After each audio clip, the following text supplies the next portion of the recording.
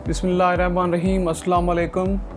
शुरू करता हूँ उस रब पाक के नाम से जिसने आसमान को बिना सुतूनों के खड़ा किया और इंसान को इस ज़मीन पे अपना खलीफा बना के भेजा।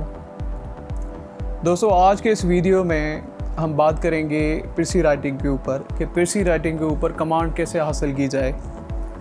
पिरसी राइटिंग एक बहुत ही डाइवर्टिंग चीज़ है, एक बहुत ही डिफ़िकल्ट चीज़ कंसिडर की जाती है और देखने में तो ये बहुत छोटी लगती है, इसके पैसेजेस बहुत शॉर्ट होते हैं लेकिन उतनी ही करने में मुश्किल है। पिरसी राइटिंग लैंग्वेज के अंदर हाईएस्ट लेवल कंसिडर की जाती है। इवन ऐसे राइटिंग के बाद पिरसी राइटिंग को माना जाता है कि उसकी लेवल ऐसे राइटिंग के भी बाद है, क्योंकि ऐसे राइटिंग में आप क्रिएटिव हो सकते हैं, सपोर्टिंग आर्ग्यूमेंट्स आप कहीं से भी लगा सकते हैं, लेकिन पिरसी राइटिंग का जो स्ट्रक्चर है वो बहुत हार्ड है। ऐसे में आप एक्सपेंशन करते जाएंगे। पिरसी के अंदर आपको कन्फाइंड रहना है आइडियाज़ के अंदर। ऑलरेडी आपको एरिया और लिमिटेशंस का पता है, उन लिमिटेशंस में अपनी जो लैंग्वेज की इंफॉर्मेशन है उसको कंसाइज और प्रिसाइज करके पेश करना है। तो आज के इस वीडियो में मैं आपको वो सारे स्टेप्स बताऊंगा जो पिरसी राइटिंग के अंदर इस्तेमाल किए जाते हैं, और हम बात करेंगे पिरसी राइटिंग के नेचर के ऊपर कि पिरसी राइटिंग की नेचर क्या होती है, उसकी डिमांड क्या होती है। उसके अलावा जो पैसेजेस दिए जाते हैं पिरसी राइटिंग के अंदर, उनकी नेचर क्या होती है और उनके स्ट्रक्चर्स कैसे होते हैं। तो उनको क्रैक करने के लिए हम जो हैं वो टेक्निक्स सीखेंगे इस वीडियो में। उसके बाद CSS 2002 का जो पैसेज है वो इस वीडियो के अंदर हम उसको सॉल्व करेंगे, क्योंकि बिना सॉल्व किए पिरसी राइटिंग नहीं सीखी जा सकती। तो 2002 वाला पैसेज हम आज सॉल्व करेंगे। वो स्टेप बाय स्टेप जब आप देखेंगे तो आपको ख़ुद अंदाज़ा हो जाएगा।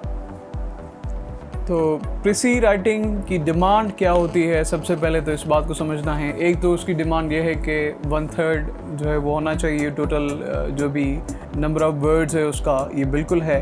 लेकिन उसके अलावा उसकी बहुत सारी डिमांड्स हैं जो हमें जो है जहन नशीन करने की ज़रूरत है। गिवन पैसेज जो है वो एक बहुत बड़ी रेंज कवर करता है थीम्स की, मतलब एक पैसेज के अंदर कोई सिंगल थीम नहीं होती। ये पैसेजेस जो CSS के अंदर या किसी भी कॉम्पिटिटिव एग्जामिनेशंस के अंदर दिए जाते हैं, इनमें बहुत wide range of the topics होती है। काफ़ी ऐसे आर्ग्यूमेंट्स होते हैं जो आपको डाइवर्ट करने के लिए डेलिबरेटली लगाए जाते हैं, क्योंकि वो चेक करना चाहते हैं कि आपकी रीडिंग स्किल्स कितनी वास्ट हैं। तो इस वजह से ये सारी चीज़ें की जाती हैं। अच्छा, पैसेज बाज़ दफ़ा ऐसा होता है कि रीडर्स को अपनी तरफ कन्विंस कर लेता है और इसके जो मोस्ट चार्मिंग एक्सप्रेशंस हैं, उन चार्मिंग एक्सप्रेशंस में वो आपको फंसा के रखेगा, जैसा कि आप टाइम वेस्ट करें और टू द पॉइंट पैसेज पे ना चलें और थीम को फाइंड आउट ना कर सकें। बाज़ दफ़ा ऐसा होता है कि कैंडिडेट्स रॉन्ग थीम को पकड़ लेते हैं, क्योंकि उन्हें पता नहीं होता कि स्ट्रक्चर पैसेज का क्या है प्रॉपर्ली, तो उसमें वो फंस जाते हैं और अपना टाइम वेस्ट करके या फिर टाइमली पिरसी बना के, लेकिन रॉन्ग डायरेक्शन में उनकी सारी प्रोडक्शन होती है। उनका टाइटल जो है वो गलत होता है। उस टाइटल को चूज़ करने के बाद जो वो पैसेज और प्रिसाइज लिखते हैं वो गलत होती है। इन बातों का आपको ख्याल रखना है कि ये सारी चीज़ें आप ना करें और ये गलतियाँ आपसे ना हों। तो जब आप स्टेप्स देखेंगे तो आप खुद ही इस बात का अंदाज़ा हो जाएगा कि कैसे इन गलतियों से बचा जा सकता है। अच्छा, तो जो ये पैसेजेस होते हैं ये असल में होते हैं बड़े सेलिब्रेटेड राइटर्स के, जैसे फ्रांसिस बेकन की एसेज फेमस हैं, उनका प्रोज का वर्क भी था। बड़े ऑथर्स हैं इंग्लिश के अंदर, कुछ अमेरिकन्स हैं, कुछ यूरोप के अंदर हैं और इंडियन ऑथर्स भी हैं, तो उनके पैसेजेस दिए जाते हैं। अब उनका जो स्टाइल है वो सिंपल नहीं है, उनका स्टाइल काफ़ी हार्ड है। उनके जो एक्सप्रेशंस हैं वो बहुत सारी थीम्स अपने अंदर रखते हैं, बहुत सारे डायमेंशंस उनके वर्ड्स के अंदर होते हैं, और उनकी चॉइस ऑफ एक्सप्रेशंस जो होती है वो हाईएस्ट लेवल की होती है, वो एडवांस लेवल की होती है। तो आम रीडर उनके पैसेजेस को क्रैक नहीं कर सकता। तो ये बात भी आपको माइंड में रखनी है कि जो वोकैबुलरी वो अपने पैसेजेस के अंदर यूज़ करते हैं वो आम वोकैबुलरी नहीं होती, और उनकी जो चॉइस ऑफ वर्ड्स है वो मल्टी डायमेंशनल है। एक वर्ड एक ही बार में 3 मीनिंग्स दे सकता है, लेकिन वो स्ट्रक्चर्स और पंक्चुएशन मार्क्स की हेल्प से उसे एक ही थीम और मीनिंग पे कन्विंस करके प्रोड्यूस करते हैं। इस बात का आपको ख्याल रखना है। 10 से 15 पैसेजेस इस तरह के अगर आप कवर कर लेंगे और GRE वोकैबुलरी आपके पास है, या डेली बेसिस पे आप वोकैबुलरी को पढ़ते आ रहे हैं, उसको यूज़ करते आ रहे हैं, वोकैबुलरी पे भी जो है वो अच्छा। तो इसके बाद जो स्ट्रक्चर होता है पैसेज का वो ऐसा होता है कि या तो पैसेज की बिगिनिंग में ओपनिंग सेंटेंस जो उसका होता है उसमें मेजर थीम होता है, या फिर उसके जो है वो मिडिल में वो सेंटेंस दिया जाता है, या फिर इन द एंड जो है वो डोमिनेटिंग थीम रखी जाती है।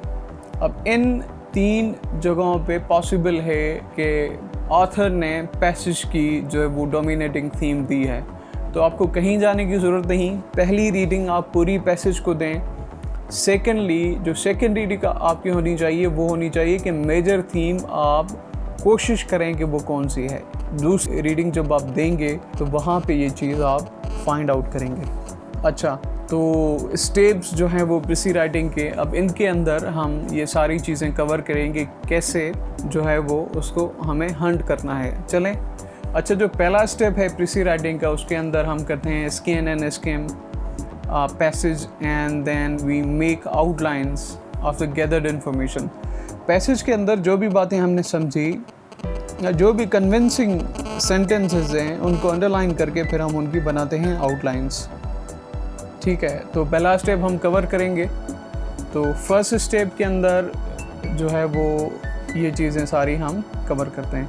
अच्छा, ये CSS 2002 का पैसेज है, ये आप पढ़ लें 1-2 मिनट वीडियो को पॉज करके। उसके बाद हम इसके नेक्स्ट स्टेप पे चलेंगे, वो है इसको क्रैक करना।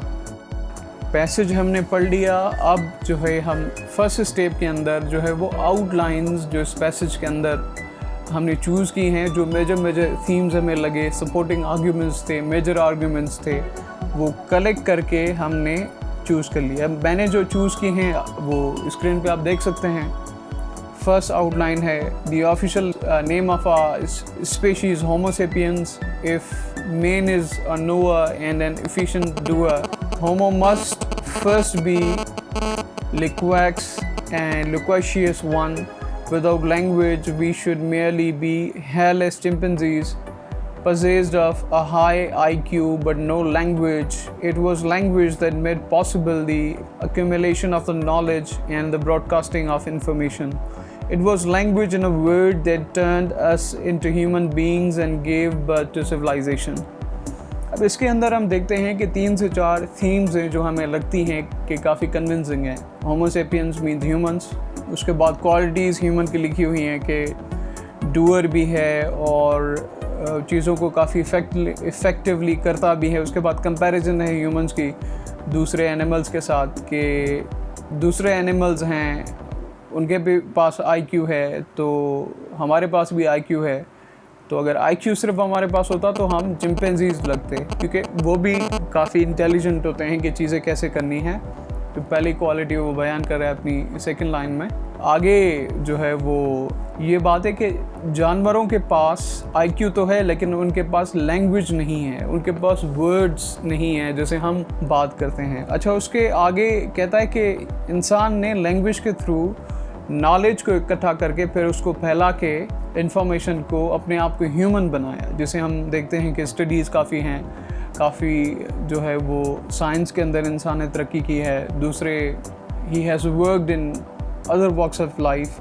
तो ये सारी चीज़ें लैंग्वेज के थ्रू पॉसिबल हुई हैं। अच्छा, it was language in a word that turned us into human beings and give birth to civilization. अब यहाँ पे जो एंड वो कर रहा है पैसेज को, वो कर रहा है सिविलाइजेशन पे। अब ये बात है, लेकिन इस पैसेज के अंदर आप देखेंगे कि लैंग्वेज इस पैसेज की मेन थीम है, क्योंकि सारा जो किरदार है इंसान को इंसान बनाने का वो है लैंग्वेज का। सो इसी लास्ट लाइन में हमें अपने सवाल का जवाब मिल गया. It was language in a word that turned us into human beings and gave birth to civilization. Means there is a relation between language, humans and civilization. एक बार और इस पैसेज को पढ़ें, आपको जवाब मिल जाएगा कि असल में केस क्या है. अच्छा, फर्स्ट स्टेप के अंदर लाजम नहीं है कि आप टाइटल को चूज़ करें, लेकिन फर्स्ट स्टेप जब कंप्लीट हो जाएगा तो सेकंड स्टेप के अंदर खुद ही आप टाइटल का नाम जो है वो लिख लेंगे. अच्छा, सेकंड स्टेप हम समझेंगे कि क्या है. सेकंड स्टेप के अंदर जो आउटलाइंस हमने चूज़ की हैं, पहले तो उनको हम रीड करेंगे, पैसेज को कंपेयर करेंगे कि कोई ऐसी बात तो नहीं जो पीछे हमने छोड़ दी है, कोई ऐसी इन्फॉर्मेशन जो बहुत कन्विंसिंग थी या फिर थीम था उसको हमने छोड़ दिया, तो वो हम फिर से ऐड करेंगे आउटलाइंस के अंदर. अगर ऐसी कोई बात है जो एक्स्ट्रा है, इतनी ख़ास नहीं है, हमारा टाइम वेस्ट करेगी, तो उसको हम इरेज करेंगे. सेकंड स्टेप के अंदर हम जो आउटलाइंस हमने बनाई हैं उनको ड्राफ्ट में हम कन्वर्ट करेंगे. तो अच्छा, ड्राफ्ट के अंदर आपको कोई भी एडिशनल पॉइंट नहीं लिखनी जो पैसेज में मौजूद नहीं है, और ऐसे वर्ड्स यूज़ नहीं करने जिसमें ये बात ज़ाहिर हो कि आप अपनी पॉइंट ऑफ व्यू दे रहे हैं. तो ये थोड़ी सी इस बात का थोड़ा सा ख्याल रखिएगा. और जब आप टाइटल बनाएं तो टाइटल कोई कंप्लीट सेंटेंस फॉर्म में नहीं बनाएं आप, जिसमें सब्जेक्ट, वर्ब एंड ऑब्जेक्ट हो. वो होना चाहिए फ्रेज़ फॉर्म में. फ्रेज़ फॉर्म का मकसद ये है, जैसे कुछ वर्ड्स के सेंटेंसेस होते हैं लेकिन वो कंप्लीट सेंटेंस नहीं होते. ठीक है, आगे चलते हैं. ये ड्राफ्ट मैंने बनाया हुआ है. अब यहाँ पे मैंने 2 टाइटल सजेस्ट किए हैं, आप 3 भी कर सकते हैं क्योंकि ये सेकंड ड्राफ्ट है, ये रफ़ है, तो इसमें आप अपनी अंडरस्टैंडिंग के हिसाब से टाइटल रख सकते हैं ज़्यादा पैसेज को समझने के लिए. पहला टाइटल है ह्यूमंस एंड लैंग्वेज. बिल्कुल इंसान और लैंग्वेज के बारे में हमने बात की है. अब दूसरा मैंने दिया है relationship between man and language. Man भी इंसान को हम कहते हैं कि इंसान और लैंग्वेज के बीच में रिश्ता. अब थोड़ा सा ज़्यादा दूसरा कन्विंसिंग है. चलें, ये सेकंड स्टेप के बाद वो हम क्लियर हो जाएंगे कि कौन सा कन्विंसिंग है. लेकिन फाइनल ड्राफ्ट में भी आप 2 टाइटल्स रख सकते हैं. Man is called Homo sapiens. He knows things well and does things effectively. He was logical and had IQ, and along with it, man could be similar to the other animals, or he could be yahoos, the useless creatures who preferred to live aimlessly. Human had language, and he exploited it to the utmost possibility and got his birthplace. It was language that led him to making civilization. अब ये हमने draft form में इसको बना दिया, outlines को ही directly हमने इसको लिखा है. अब इसमें काफ़ी ऐसे वर्ड्स हैं जो वही हैं जो पैसेज के अंदर हैं. अब फाइनल ड्राफ्ट के अंदर हमें इन्हीं सारे वर्ड्स को रिप्लेस करना है उन मोस्ट सूटेबल वर्ड्स के साथ जो हमारी अपनी लैंग्वेज स्किल्स के अंदर हैं. अब ये तो क्लियर हो गया कि जो आउटलाइंस हैं उसका हमने पैसेज बना दिया. अब इसमें जो खामियां हैं, जो भी ख़राबियां हैं, वो सारी हम ठीक करेंगे, ग्रामर से लेकर सेंस और एक्सप्रेशंस तक. अच्छा, जो थर्ड स्टेप है फाइनलाइजेशन ऑफ द ड्राफ्ट, उसमें क्या होता है, अब आपने जो है वो पैसेज बना लिया. अब आप फिर से कंफर्म करेंगे कि जो टाइटल मैं देने जा रहा हूँ क्या वाकई वो टाइटल है, जो थीम मैंने सोचा है क्या वाकई वो थीम है, या फिर से कोई ऐसा पॉइंट या कोई ऐसी थीम तो नहीं जो मुझसे रह गई हो. पैसेज को पढ़ेंगे और सेकंड ड्राफ्ट को पढ़ेंगे तो अब इस स्टेप में आप बिल्कुल क्लियर हो चुके हैं कि थीम क्या है. थीम मिल गई, टाइटल आपने बना दिया. अब सिर्फ जो आउटलाइंस आपने पहले स्टेप में ली थी उनको जो है वो सिंपली अपने वर्ड्स में कन्वर्ट करके जो नीड है वर्ड्स की उस हिसाब से हमें बनाना है. अब ये मैंने बनाया है जो है वो इसको मैं पढ़ता हूँ और आई होप आपको ये क्लियरली बात पता चल जाएगी कि किस तरीके से इस पैसेज को हमने फाइनल ड्राफ्ट के अंदर कन्वर्ट करना है. टाइटल मैंने चूज़ किया relationship between language and man. Humans are called Homo sapiens. सही बात है. They are also doer of things without ability of speech. They are merely worst creatures. अब वो जो याहूस था, गलीवर्स ट्रैवल एक बुक है, जोनाथन स्विफ्ट ने लिखी थी, जिसके अंदर इंसानों की काफ़ी तज़लील की गई है। उनको जो बुरे इंसान हैं, जो अनसिविलाइज्ड हैं, उनके बारे में असल में गुलिवर्स ट्रैवल के अंदर वो उसमें लिखते हैं। तो याहूस एक करेक्टर है जो जानवरों से भी बदतर उनका किरदार होता है, हर चीज़ में पीछे होते हैं। तो आथर ने इस पैसेज के अंदर इंसान को कहा है कि अगर तुम्हारे पास ये चीज़ें नहीं होती तो तुम भी बुरे क्रिएचर से भी ज़्यादातर ख़राब होते। Only IQ level does not define being humans. सिर्फ IQ लेवल इंसान को इंसान नहीं बनाता।